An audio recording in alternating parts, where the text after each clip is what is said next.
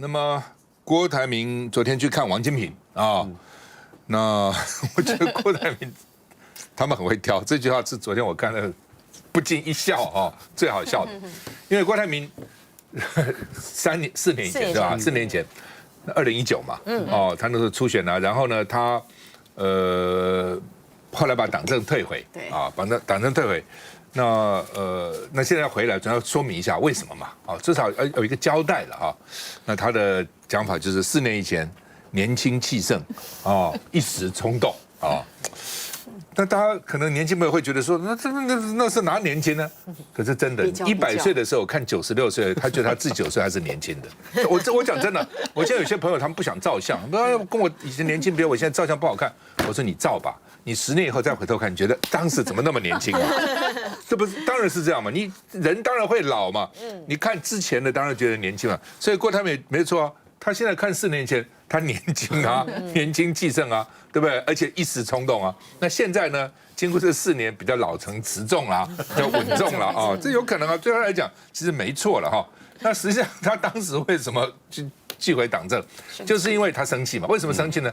因为据说了哈，不知道是不是真的假的，说连战呢邀集了一批20-30个人在报上登广告，骂他了，好骂他哦。那他就没有骂啦，就是劝，小以大义，对不对？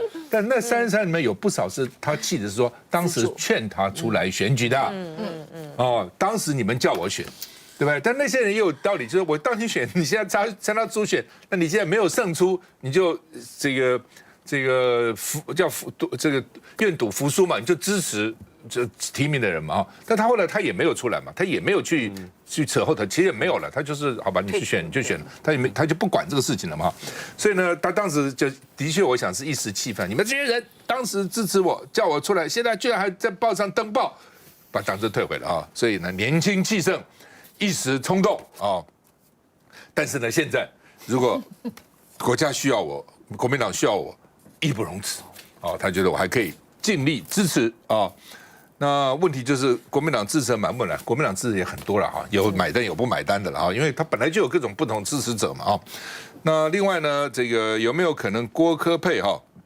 郭台铭说他并没有跟国民党联系啊，那而且没有郭柯配，不可能跟。这个柯文哲配，当然也有人说你干嘛讲这么早呢？如果呢你就讲说，我有可能回国民党，我也有可能跟这个柯文哲谈，你就主贵了。到时候呢，真的有3组人的时候哈，鹿死谁手尚未可知。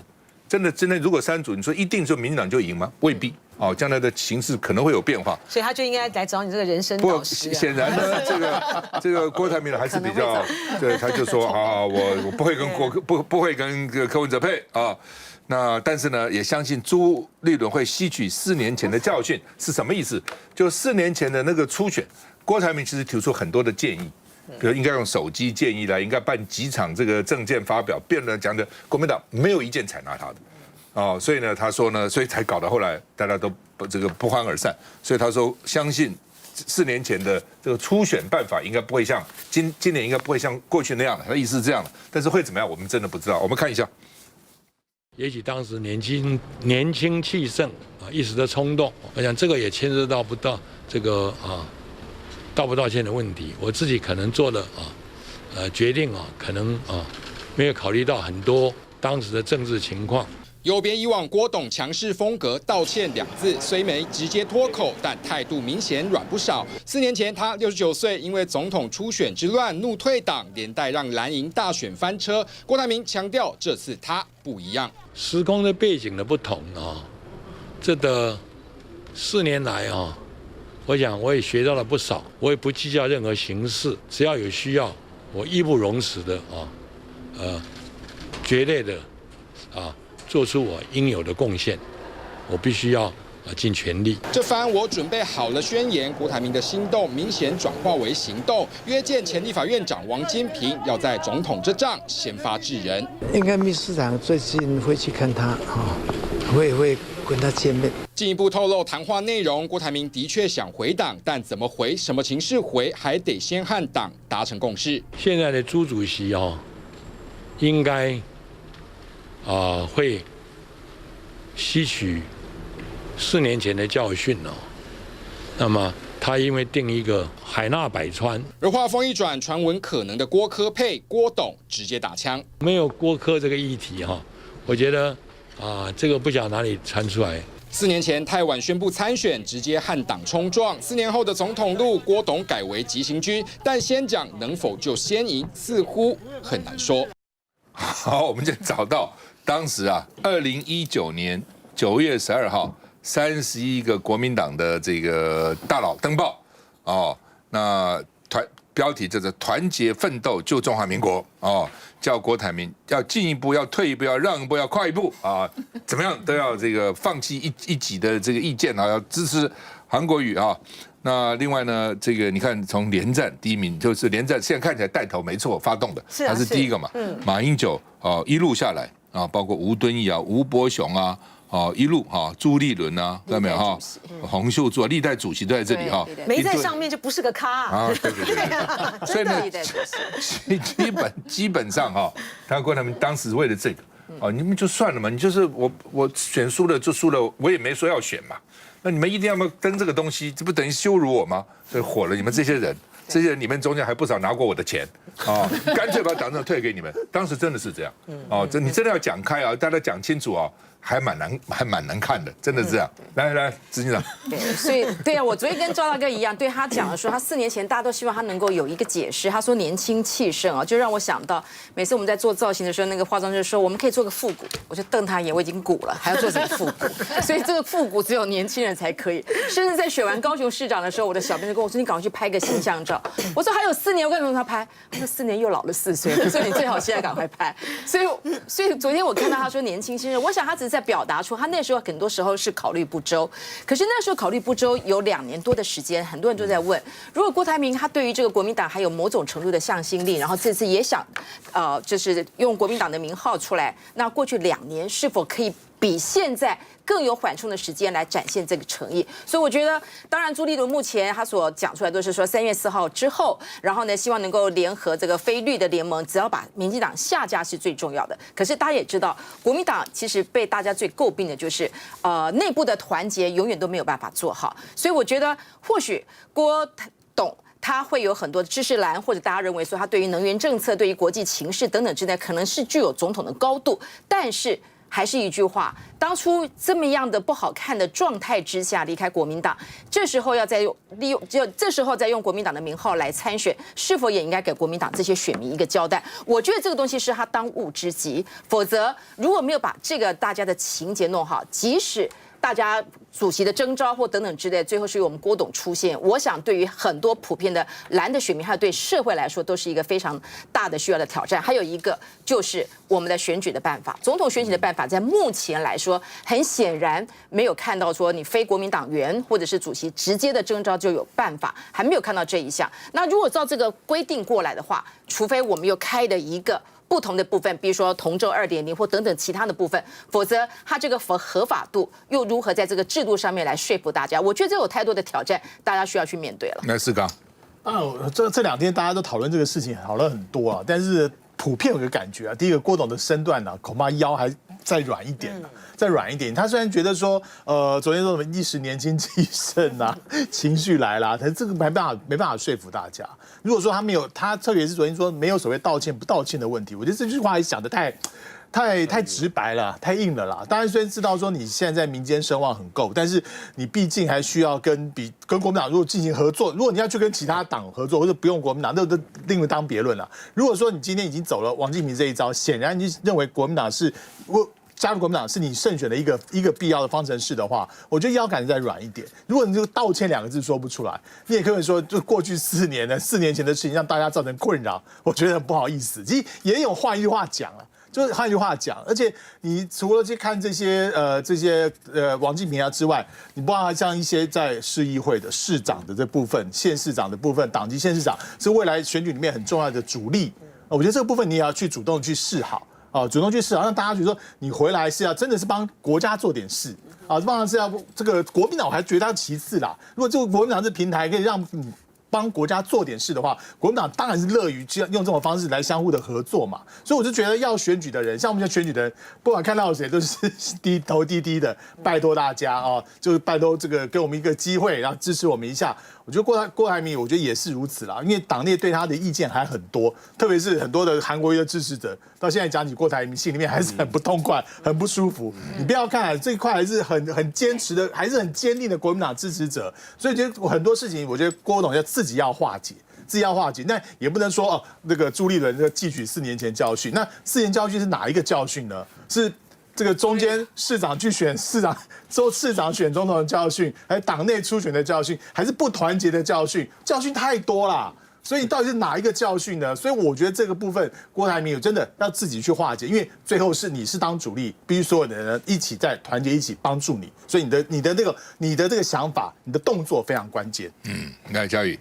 确实啊，国民党现在的内斗浮上台面呢。郭台铭也已经直接表明，就是他就是要参选总统，而且王金平其实在年前的时候就已经说，这个事来了挡都挡不住，就已经在跟郭台铭这个互相唱和。然后郭台铭在他脸书上还放了一个在过年期间一个好金平的一个长头诗哦，所以其实两个人之间已经一搭一唱。可是另外一方面呢，朱立伦表面上看起来没有任何的动静，可是你会发现说，国民党也开始有各地的议长出来呼吁说，其实朱立伦就是国民党最好的这个总统候选人，所以看起来朱立伦也不是完全没有参选的意愿哦。那另外一方面，侯友宜那更不用说，大家都知道他就是这个司马昭之心，吼吼奏代级，但其实就是想选总统。但是呢，他又要国民党被动的这个征召他等等的这种方式去参选，这种情况其实球就是掌握在朱立伦手上，所以现在朱立伦就是最佳战斗位置。一方面，郭台铭要不要回国民党等等，也要朱立伦说了算。朱立伦如果愿意让郭台铭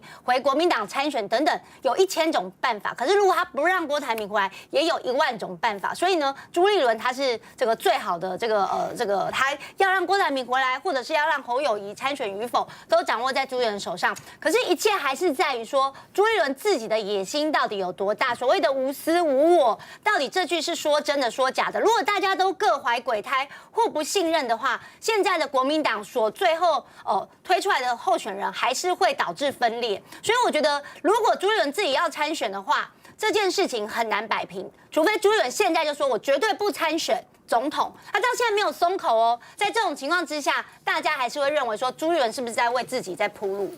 休息一下再回来。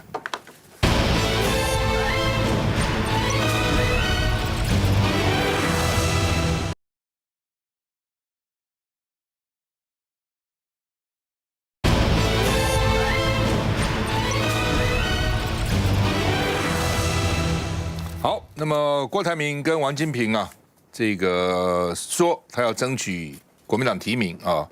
那当然，刚刚这个嘉瑜也说了，朱立伦现在非常重要了，在他位置上，他到底要怎样？朱立伦昨天被记者问到说，国民党不照进也不拖哦，反正3月4号选完南投立委再说啊，补选以后再说啊。另外呢，这个蒋万安。人家问蒋万安，那你对郭台铭要选怎么？蒋万安也不回答，说先把市政做好，呵呵这台机，现在每个人都觉得呵呵这台机蛮有效的，很好用，呵呵这台机啊。那像黄卫虽就批郭台铭是生意人，财大气粗，不够谦虚啊，不谦虚啊。那另外呢，郭台铭这个下一步会加强曝光啊。另外呢，郭台铭说他为了台湾做事义不容辞。那问侯友宜，侯友宜就是台湾最重要的是内部团结，大家好好团结啊，团结最重要啊。那国民党内部也传出来啊，有人反对替郭台铭开巧门选总统啊。那据说了，不知道真的假的，说郭台铭跟侯友宜呢曾经讲好了，你选我就不选哦，所以呢，只要你选我就不选啊。那到底有没有这个事情？那问侯友宜说你们有这样的承诺吗？侯友宜说从头到尾就是和做台积，好把事情做好啊，好把事情做好。所以联合报的评论是说啊，郭台铭都表态啦，啊你侯友宜还在呵这台积吗？可是这搞不好也是侯友宜的策略啊，对吧？侯友宜策略就是我不出头嘛，你们先出头嘛，对不对？枪打出头鸟，出头鸟都被打死了，就换我出头了。所以每个人可以有每个人的想法，而且每个人在不同的位置上，他有不同的考虑啊。这个每个人都有每个人的这个他的优势，也有每个人的劣势了哈。那像国民党的前秘书长李乾隆就说，不能为郭台铭大开方便之门嘛。今天《中国时报》从头版到3版到民意论坛都在反对郭台铭，所以郭台铭要选举啊，怎么跟蔡旺的那个恩怨情仇稍微化解一下，对他来讲是蛮重要的，对不对？《中国时报》系统、中天系统还是蛮重要的。你得罪这么一个媒体哈，那之前因为他当众撕《工商时报》嘛，所以结下这也是那个时候，那更可以讲说。年轻气盛，一时冲动就撕了哈，所以呢，真的，你做生意就无所谓了，你爱怎么样怎么样，但是你要搞政治啊，政通人和其实蛮重要的。我们看一下，只要有需要，我义不容辞。2024就在眼前，黄海创办人郭台铭表态想重回蓝营怀抱，新北市长侯友宜却还在听取局处报告。只要有心有力，想为这块土地多奉献。我们都愿意齐心齐力，团结在一起。您的布局是不是有被打乱？其实我现在是新北市长，被视为蓝营的最强母鸡。讲到郭台铭，老话一句，尊重他的决定。只是根据蓝营规定，3年前才退党的郭台铭，得等到今年9月才能做回党申请。想参选，更要等到明年1月后参加初选，几率为0，除非有特别办法或提名规定。但这样一来，与3年前又有何异？国民党应该按照制度来走了，不能够再重蹈覆辙。重蹈覆辙，国民党我想再失败一次，国民党会走向泡沫。就直接征召我们侯友宜市长，好，让我们这个一起来拼我们2024总统大选。抬轿的人都很急，这当然也包括曾传出与郭台铭有默契的柯震宇。郭柯配其实一直都是外界的传言，我们一直朝着选总统这个方向勇往直前，做最充分的准备，维持既有步调，但少了郭，未来的路难保不会越走越小。这样好好的有。好，那么来，执行长，怎样？感触很多，说没有，其实大家都一直在担心说我们会不会复制过去啊，就是4年前的这种惨剧啊。可是以我对朱立伦主席的一个了解啊，他很清楚他的定位跟角色，他会因为每个人都会有成长嘛，他过去的不管哪一些事情，每个人都有年轻气盛的时候。可经过这么多的沉潜，这么多的成熟度之后，我想朱立伦绝对可以扮好一个总教练的一个角色。目前为止，我没有看出朱立伦有想选的这样的一个想法，他只是要推出最强的候选人，然后让国民党重新执政。只是因为太多的媒体对于他来说的话，不断的把他认为说他还有心思，包括嘉瑜刚刚也信誓旦旦认为说朱立伦如何。可是以目前来说，我们就是做现况来做现在。朱立伦很清楚，过去他的时代可能已经不是在属于他自己光环的时代，他现在是党主席，党主席最大的角色就是把这个国民党能够重新拿回执政权。到目前为止，此时此刻，我还认为他还是具有这样的一个信念，所以他的确是需要处理。目前来说，那我觉得侯市长，像昨天很多人问他一些能源的问题，那市长好像也对这样的一个问题也是完全是从另外一个角度，又是回归到所谓呵色代际。那你会从基层，像我在高雄跑基层，你知道很多基层的人其实是有点耐不住了。那可是你就想想侯市长的这样的一个角色。市议会都还没有开议，还没有接受质询，他马上就说他要去选总统，你如何能够对这些选他的人来做一个交代？即使新北的市民都知道他要选总统，可是你总要让他有一个时间，好好的对这个议员还有对大家有一个，所以我想这是侯友宜的两难。那我也同意说，侯友宜如果再不表态的话，那我想很多不同的声音会越来越多。当你吵到非常多，你知道选民不会选一个他认为最适合的，他会选一个在那个当下他觉得那个氛围是很合适的。那我个人觉得说，侯市长他还有他的团队势必在这个时候应该做出一个比较决断性的一个发言，否则这样的一个声音不但再吵下去，会把很多支持者的声音慢慢的都给放变掉了。来，蔡委员，其实朱立伦应该是非常的想选呐，我觉得大家应该都知道他心里就很想选呐，因为可能不只是他的心愿，还有他的家族的心愿哈，加后面的一些力量。那而且他会觉得他去年2022的9合1选举选得非常的好，这个党主席得到大家的一个仰望，所以我觉得朱立伦心里头当然是还是非常的想选。那侯友宜那就不要讲，我觉得他根本就是想选，但就是像爱加个给谁意。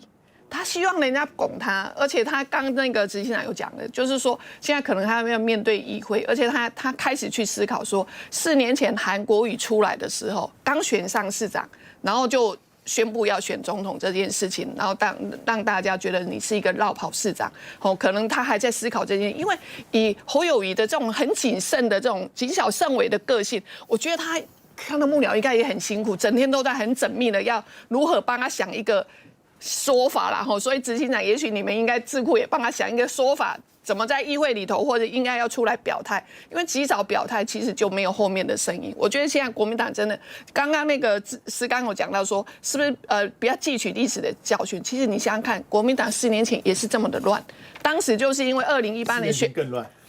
选更了，就选得很好，韩国瑜选得很好。然后当时国民党气势大盛的时候，大家都会觉得说，哦，一定是就是大家都想要出来。所以当时韩国瑜有那个，其实吴敦义当时也很想要做 kingmaker， 对不对？然后自己想，自己对，就是自己想，就是自己想。所以4年前的吴敦义，现在的朱立伦一样的道理。那所以呢，那个郭董是一直都很想选，4年前，因为后来他在参加国民党的初选之后有一段时间，我有跟他做短暂的接触。这个人真的是很想要当总统，因为他觉得他有很多满腹的心的抱负，他想要为这个国家做什么事情。你跟他讲话的时候，他就一直觉得这个国家应该做什么。我觉得他讲的是头头有道理，但是知道就民主国家总统还是要选出来的，这样有一个遴选的过程。他最后还是人民要把这个票投下去，不是说我站出来啊，我被这总统啊，大家就拥戴你。所以大概目前你想看4年前的情境跟对照现在的情境，朱立伦真的是讨个安莫内修。第一个当然说国民党你们总统的一些初选的民调到底规矩是什么？是大概叫来大概公了后，还是到时候又有人大佬又来刊登报纸？我说那这一次可能郭董就会更生气了哈。所以我觉得这个，然后再来就有一点就是说诸侯不和，好像也是大家不可能暗地里头的一个波涛汹涌的事情，所以就是谣言对谣言，但是也没有人出来去解释哈，所以最后搞不好。真的最后出来选的居然是朱立伦，有可能。黄健庭曾经跟当时郭台铭好像做副总统候选人，对，他现在是国民党秘书长，所以呢，国民党跟郭台铭之间还是有一个管道哦。黄健庭说，郭台铭是希望透过国民党选2024啊。那国民党前秘书长李乾龙就说呢，不应该为郭台铭开方便大门，一切照规矩来，叫波来。那曾明忠也反对，说不要初选会把国民党搞分裂啊。那郭台铭应该回国民党就支持侯友宜就好了啊。那朱立伦说，因为侯友宜讲过说朱立伦讲过侯友宜是最强母鸡嘛，那既然最强母鸡还不支持最强母鸡，要支持谁啊？好，那另外ETtoday有一个调查了哈，说这个侯友宜的施政满意度是非常高的，新北市啊，那非常满意29%。还算满意13.9%，加起来有73%，不太满意跟非常不满意加起来在20%啊，所以大家基本上满意他啊，基本上是满意他的啊。那另外呢，这个新北市民到底多少人支持他选总统？49.3%说支持他啊。那另外呢，37.9%差不多就是38%是不支持，49%是支持的哈。那另外呢，讲他做的非常好的里面。有多少人支持他？既然做得很好，要继续做，还是可以选总统。认为侯友宜做得非常好的里面，支持他选总统是64.4%啊。换句话说，这个其实支持度还算蛮高的了哈。好，那么乃菁怎么看？第一个，在郭台铭跟王金平的这个会面之中，到现在为止，大家还是觉得悬念很深的，就在于是说，郭台铭他没有说哦，如果国民党的这个办法让他不满意的话，他会不会自行参选啊？不过呢，从他的这个态势上面来看呢，他今天呢要回到国民党争取代表国民党参选，他就是知道说，如果他自行参选的话，他赢的几率不大。那赢的几率不大，他没有必要去玩这件事情啊。所以可能就说，如果没有办法得到国民党的提名的话，那他就不玩了哈。所以这个几率是比较大。那这个对国民党当然也是比较好的。第一个，第二个，那他怎么有把握，怎么有信心，觉得说他如果说国民党提出一个初选办法，他能够赢呢？啊，我昨天听到的，或是我这一阵子听到的是说，郭台铭认为，哈，他们不知道有没有自己在跑民调或什么，他的民调是领先侯友宜的。哈，我就说没有啊，那个媒体的民调都是显示，侯友宜领先郭台铭啊，他没有哦，就是郭台铭呢是领先侯友宜的，特别是这个是 TVBS 所做的民调，就是说他在两岸的这个问题的上面呢，处理的能力呢是比较好的啊，所以郭台铭呢应该有这个足够的信心，但是郭台铭要面对的一个现实就在于是说，今天为了你国民党要大开这个门，国民党要大开一个特别的方便之门的时候，你当然要争取到党内最大多数的人为支持啊，所以思刚讲的没有错啊。郭董呢，他不管是年轻或者是现在，我觉得他没有不气盛过了哈。他如果不是那么霸气的话，他怎么能够形成一方之霸呢？但是呢，你今天呢，是不是能够形成一股在党内的力量呢？就是说啊。希望呢，郭台铭能够来代表国民党参选，这个跟在4年前的情况完全不一样哦。4年前的情况呢，那时候呢，党内呢是有一股很大的力量的，就是觉得说，你郭台铭出来参选，因为韩国瑜虽然高票当选了高雄市市长，可是他有任期的问题，他有落跑的问题啊。那如果郭台铭出来的话，这件不就解决了吗？所以说为什么？所以当时包括郝柏村院长，还有连战他们这些人都那么的鼓励这个郭台铭出来，就是为了解决国民党的困境嘛。那所以郭台铭后来才会那么的不高兴，不是吗？可是现在没有哦。过去的在国民党有非韩不投。好，然后也有一群人觉得说我要支持的是郭台铭，可是这次没有，这次只有非侯不投，没有非郭不投。今天国民党不帮你开这扇大门啊，没有党内的人会跳出来说怎么可以这样子呢？不能够，我们一定要为郭董争取一个机会。所以郭台铭现在应该要争取的是这一块的支持，而且呢，他要想他在接下来的这段时间里面，他要怎么去塑造，就是他是最能够代表国民党能够赢得这场大选的候选人，他不要把他过去呢这个，因为他带头冲出来要捐疫苗，台湾民众呢觉得对他累积的那种感激的心情呢给磨损掉了，他太强势的做法会磨损的。如果看民调，因为最近没有看到民调了，最早的民调我看到呢，这个郭台铭也好，这个侯友宜也好，都可以打败赖清德，而且都赢非常多，赢20点以上啊。那侯友宜略高一筹，比郭台铭高一点点，但是再来后来做民调呢，就差不多了，因为侯友宜一直不表态嘛。对。当你不表态的时候，就会慢慢掉的，就会慢慢掉哈。那现在最新我不知道哦，就是我看到的时候是差不多，还是都赢赖清德，都赢很多啊。但是民调这是会变的嘛。是。记得洪秀柱当时民调多高啊？对不对？你记得韩国瑜当时民调多高啊？你也记得赖清德当时民调多高啊？后来蔡英文把赖清德反转嘛。所以民调这种东西是可以变、可以操作，而且跟这个环境是有关的哈。那郭台铭也要记住，他上次的时候呢，他宣布选举的民调是最高的，然后接下来民调也越来越低。所以你不是你宣布他哇很好，然后接下来你必须要有力量，又要有实质的内容来支持你的民调。会选的人是民调越来越高哦，那不会选的是民调越来越低。所以这些人都要仔细汲取这个历史的教训。休息一下再回来。